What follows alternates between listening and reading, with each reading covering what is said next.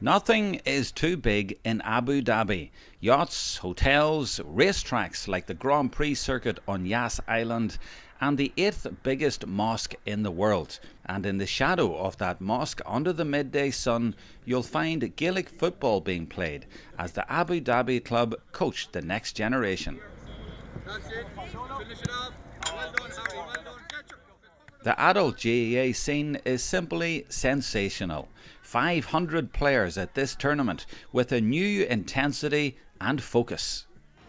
Things are really warming up in more ways than one here in the Middle East. It's about 30 degrees today and players are playing for places at the first ever World Games in Abu Dhabi in March. They all want to be part of history. The numbers are so big that many players couldn't take part in this tournament because they only have 3 pitches. But there's a healthy mix between quality and newcomers. There's Ryan Bradley, All-Ireland winner with Donegal 2 years ago, and Brona Sheridan, All-Ireland winner with Cavan 2 years ago. And alongside them, a non-Irish team from Oman, managed by an Irish woman who can't wait for the World Games. I think it's the first opportunity to showcase how, GAA has become inclusive, not exclusive, to all nationalities, all religions, all over the world. And people are playing it, loving the game, and it's our opportunity to showcase it to the world. It will open people's eyes to people playing the sport outside of Ireland, and people's passion and love for it outside of Ireland. And they are passionate. This discussion about how to play the game was conducted in Arabic. They too want to be part of the first ever World Games. It means a lot to me. It means a lot to us, to everyone here. Yeah, we are really excited to go there. Yeah. We are preparing. We are preparing for this tournament. We are new in the sport. We are trying here to prove ourselves. Although we know some players come from Irish people playing it very well, better than us, but we are trying to prove that wrong. We can also compete in that sport. From time to time now. Yeah. We can compete in that sport. We are. So will you become world champions? You never know. You never know. You never know. Yeah. You never know. We can do it, but I won't be. We never know.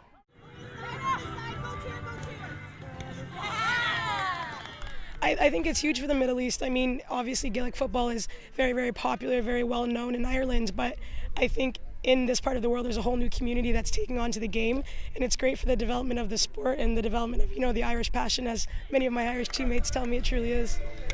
Harps and yellow! Yeah! That was way better. But the interesting point there is, do you see Gaelic games as an Irish game now or as an international game? Oh, absolutely not. I definitely think it's an international game. I think Irish players have done an amazing job being ambassadors for the sport, but even looking at our own club in Kuwait, we probably have 6 or 7 Irish players out of 40 women, and on the men's side as well, I'd probably say about 10 or 12 Irish players out of about 28. So there's a huge expat community coming into the sport, and we love it, and we love being a part of that GAA community. And it's a world community with teams from Australia, Argentina, Spain and Canada, all busy preparing to come to the Middle East.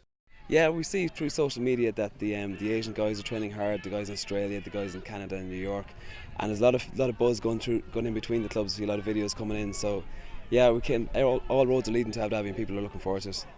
Mickey Hart was over in Abu Dhabi 2 years ago and he spoke of how the GAA was spreading throughout the world, and he thought that someday there might be a World Games, and perhaps I think the idea might have been sort of half born that day, but it's a unique thing certainly, but it'll be brilliant to take people from all over the globe. 10 years ago I couldn't have seen it. In about 6 weeks from now it's a reality, it's happening. We thought maybe we'd have 8 to 10 teams playing in it. We're at 29 teams at the moment and probably 30 by the closing of submissions this week. So the first ever World GAA Games, that's something to be enthusiastic about and something to be happy about. And here in the Middle East, that's something we're very proud about.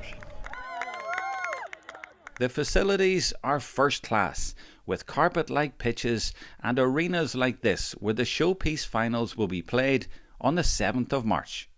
It's an indication of the strength of the GAA here in Abu Dhabi, that they have been invited to host the first ever GAA World Games. and I know that all of the people involved in the FIANA and in the wider Middle East board have been putting a huge amount of work into putting together a terrific programme for everybody who's going to come for this great celebration. There'll be a business forum, there'll be a programme of games for the men, for the ladies, for the juniors. There'll be opportunities to showcase the games to our hosts here in the UAE. So I think at every level, both in celebrating the vitality of the Irish community and in reaching out to our hosts here in this part of the world, the GAA World Games is going to be a truly historic and wonderful event. 1884 they made history back in Hayes' Hotel. We're about to make history here in the Middle East on the 5th, 6th, 7th of March, and you know, we're delighted to be a part of it, and we want everybody around the world to see what we're doing, not just for ourselves here in the Middle East, but to raise the profile of Gaelic games for all the international units around the world.